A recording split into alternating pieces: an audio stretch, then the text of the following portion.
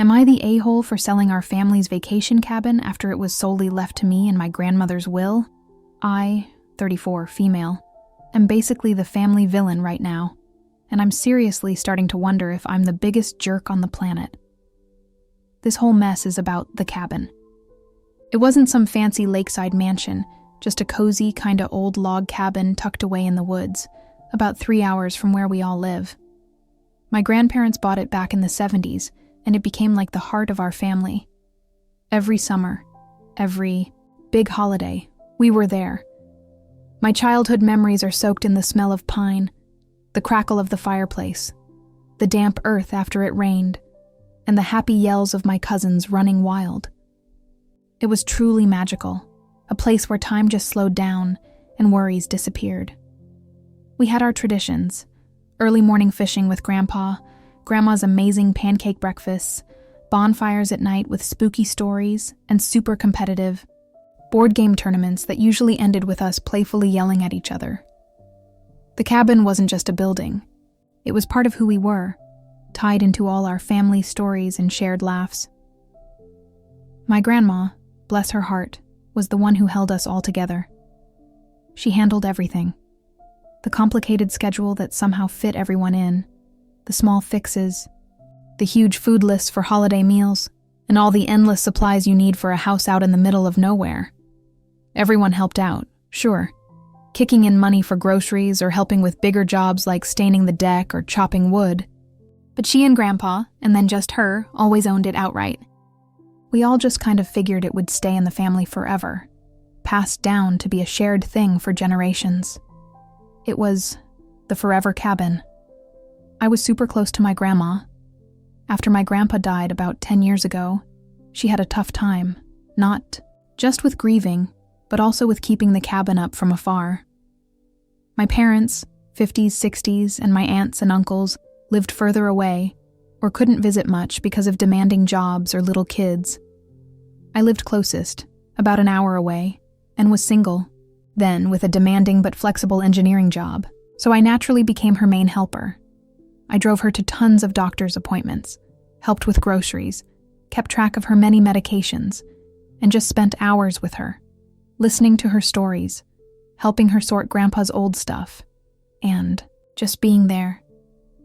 We had a bond that felt different, deeper, than with anyone else in the family. She always told me I was her rock and the one who really got her. Not just her love for the cabin, but her tiredness, her hidden worries, and the quiet weight of getting old. In those quiet moments, sipping tea at her place, she'd sometimes drop hints about stuff, like how expensive the cabin was getting, or all the invisible work it took to keep it running for everyone else to enjoy. Then, last year, Grandma passed away peacefully at 92, in her sleep. It was a huge loss for everyone, but for me, it felt like losing a piece of myself. When her will was read by the lawyer in his quiet office, it was a total bombshell for everyone there, except for me. I'd had some quiet talks with Grandma over the last few years that made me suspect this. She had left the cabin straight up to me. Just me. The legal words were clear as day. No mention of sharing it, no trust, no tricky rules about keeping it in the family or letting everyone use it. Just my name. My parents, my Aunt Carol, Grandma's oldest daughter, 60s, always proper and always thought she knew best. My Uncle David, and all my cousins were there. The air after the lawyer finished felt so thick you could almost cut it. You could practically hear everyone gasp. Aunt Carol, who basically saw herself as the boss of all family traditions, and, let's be real, Grandma's rightful heir, immediately, looked at me with a mix of disbelief, anger, and like I'd stabbed her in the back. She cleared her throat, a little too loudly, and said, her voice sounding sickly sweet, "Well, of course, darling. We all know Grandma meant for it to be for everyone. This is just a technicality, I'm sure. We'll just set up a family trust. I guess to handle the upkeep and who uses it, with you as a main trustee, obviously. It wasn't a question. It was a firm order, said like it was the most obvious thing ever.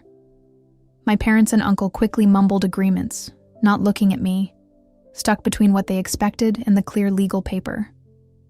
Over the next few weeks, those suggestions turned into flat-out demands, a never-ending flood of how we should handle our new family cabin. My cousins, without even asking what I was thinking or if I could handle it, started sending me color-coded Google calendars to plan their summer bookings, assuming I'd deal with all the planning like Grandma used to. Cousin Mark immediately emailed me a wish list for cabin improvements, including a new hot tub and a bigger boat dock. There was an email chain, started by Aunt Carol, about pooling money for a new roof, which they just assumed I would organize, collect the cash for, and make sure it got done. Nobody asked if I was okay, if I was sad about Grandma, or if I even wanted to manage this. They just expected me to step right into Grandma's shoes, even though I didn't have her years of experience or, more importantly, her money. Here's the deal. I love that cabin. It has so many great memories. But owning it, all by myself, instantly, turned it from a nostalgic happy place into a huge, scary money pit. The yearly property taxes alone were massive, almost 5 figures in that rural county. Plus insurance that seemed to go up every year, utilities, electricity, water, propane. Even when no one was there were basic charges. And the constant annoying fixes an old, remote place needs. It's old, built in the 70s, and it always needs something. A leaky pipe, a squirrel who somehow got into the attic, an old well pump that made scary noises, or the septic system that was probably about to kick the bucket.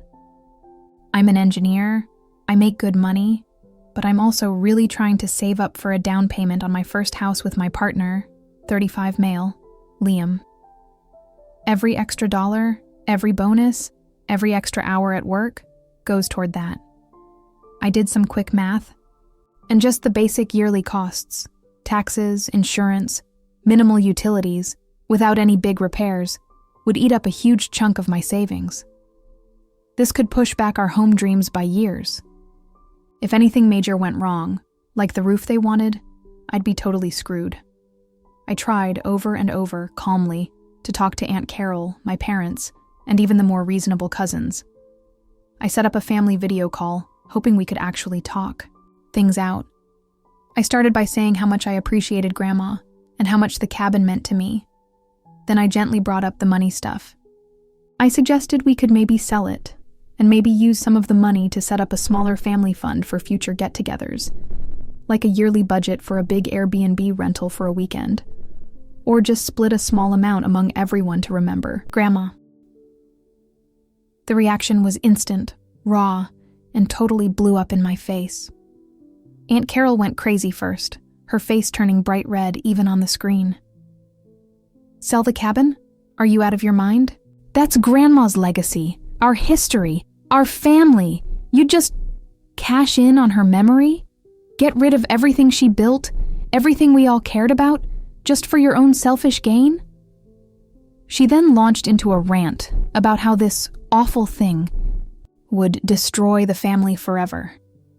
She called me ungrateful, said I had no respect for tradition, and only cared about money. She brought up all the years we'd spent there, like my shared memories meant I couldn't own it, or that it wasn't a huge financial headache. My uncle and cousins quickly piled on, egged on by Carol's fury. Cousin Sarah, who probably spent more time there than anyone, texted me privately later, her words full of hurt and passive-aggressive digs. I can't believe you'd even think about this. You're betraying everything Grandma stood for. No amount of money is worth ripping the family apart over. You're just cold. My parents, while not as aggressive as Carol, were super disappointed. My mom, her voice quiet and sad, said, "Your grandmother would be heartbroken. She always wanted that place to be a hub for us all, a place for everyone." There was no understanding, no sympathy for what I was going through, just a deep feeling that I had personally offended them. I explained my money problems repeatedly, trying to stay calm in the middle of the storm. I laid out the estimated yearly costs, the possibility of huge repair bills, and the fact that I couldn't afford to be the only person taking care of a property that the whole family expected to use freely while only helping with small stuff, like paper towels. I pointed out that if they really wanted to keep it in the family, there were ways. They could buy me out. I even suggested a fair price based on recent appraisals. Or we could make a real co-ownership agreement with a binding contract for everyone to chip in for all costs, not just pooling money for a roof. I even offered to look into setting up a family nonprofit, but I made it clear that everyone would need to contribute a lot, and regularly. Nobody was interested in any of that.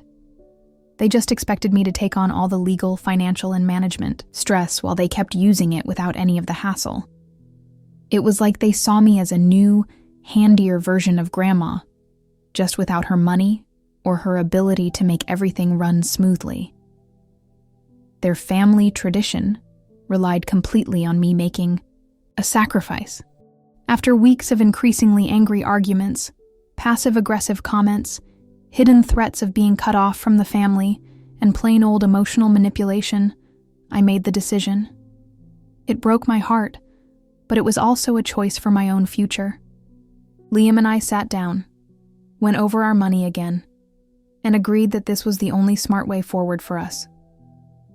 I put the cabin on the market with a local real estate agent who knew rural properties. It sold fast, in a hot market, for a really good price. The money, after taxes and agent fees, was honestly life-changing for Liam and me. Enough for a big down payment on a house, and to pay off all my student loans, finally getting rid of years of financial stress. Update: 6 months later. The fallout, like I said, was a total disaster. After the sale went through and everyone found out, I braced myself for more yelling. But instead, it was mostly silence.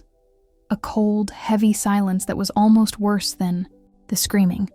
Aunt Carol, sticking to her word, kept up her campaign to cut me off.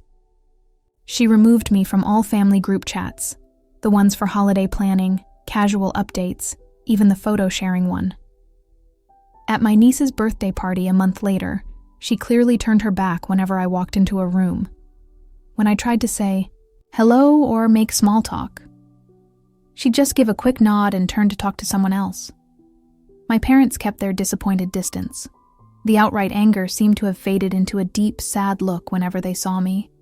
A silent judgment that hurt, more than any shouted insult. My uncle just avoided me. My cousins, for the most part, just avoided eye contact, only giving the shortest, most awkward hi if we absolutely couldn't get away from each other. My partner, Liam, has been my absolute rock through all of this. He held my hand when I cried, listened patiently to me rehashing conversations a million times, and kept reminding me that I wasn't required to screw up my financial future, my career stability, or our dreams for some vague family legacy that nobody else was willing to truly support.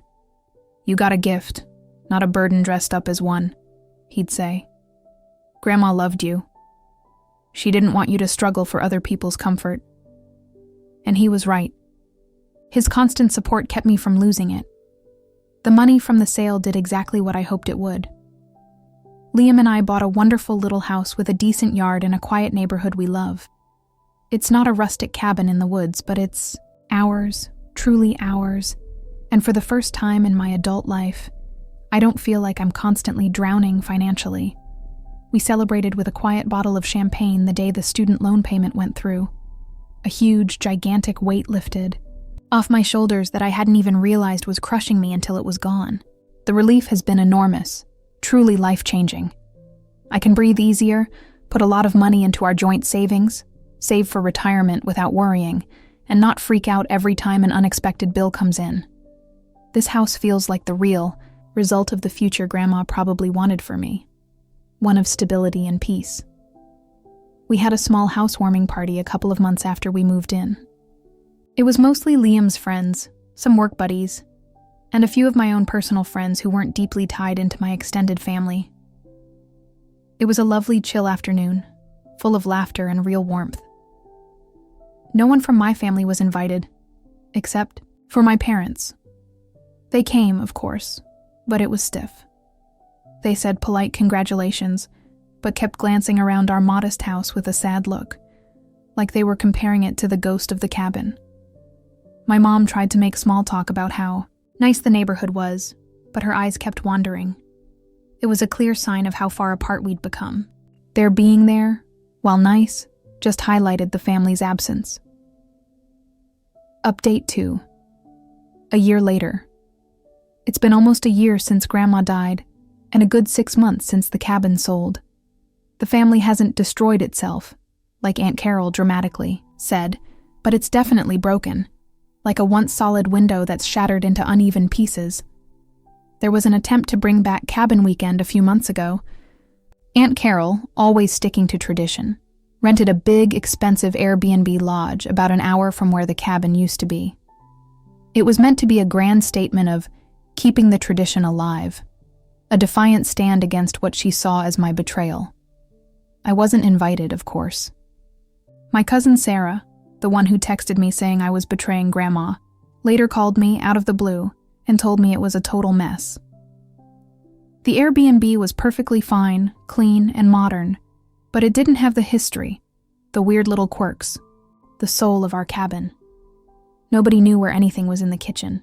The layout wasn't great for big family gatherings, and without Grandma's guidance, the usual loud chaos of our family felt less fun and more messy and unorganized. Sarah even admitted, quietly, almost whispering, that it just wasn't the same. And trying to force the old traditions into a new generic place felt empty and fake. It was the first time she'd hinted, however subtly, that maybe my decision was just something I had to do, not something I did out of spite. A few weeks ago, my mom called me. It was the first time she'd called in months that wasn't about some unavoidable family event like a distant cousin's wedding. She didn't say sorry directly, but she didn't blame me either. She mostly talked about her day, then, almost casually, mentioned that my Aunt Carol was just freaking out, complaining about how much it cost to rent places for family gatherings, and how nothing quite feels like home anymore. My mom sighed, deeply, a tired, resigned sound, and said, "It's a lot, isn't it, honey? Owning a place like that? All those never-ending bills, all the work." It wasn't her admitting she was wrong, but it was the closest thing to acknowledging my tough spot and the sheer burden of the cabin that I've heard from anyone in my family. It felt like a tiny, fragile crack in the ice. A hint that maybe, just maybe, some of them are starting to understand what I was up against. I still miss my family.